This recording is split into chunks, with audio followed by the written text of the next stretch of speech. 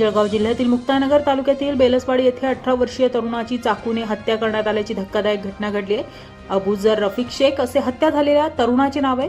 घटनेची माहिती मिळताच मुक्ताईनगर पोलीस ठाण्याचे पोलीस निरीक्षक राजेंद्र चाटे हे आपल्या पथकासह तातडीने घटनास्थळी दाखल झाले। पोलिसांनी घटनास्थळाची पाहणी करून तपासाला सुरुवात केली। दरम्यान फॉरेन्सिक पथकाच्या मदतीने घटनास्थळावरून चाकू, लाकडी दांडा आणि चप्पल यासह काही महत्त्वाचे पुरावे जप्त करण्यात आले। या प्रकरणी पोलिसांनी एका संशयिताला ताब्यात घेतले असून त्याची चौकशी सुरू आहे। अबूजर रफिक शेख याची हत्या नेमक्या कोणत्या कारणातून करण्यात आली याबाबत अद्याप स्पष्ट माहिती समोर आलेली नाहीये।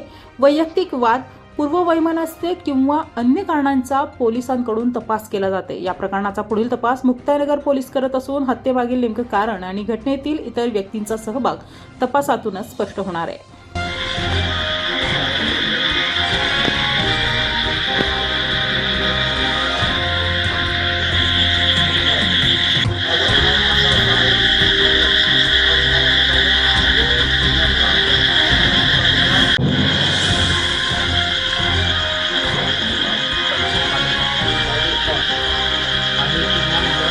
सामने वाला ये रास्ता है।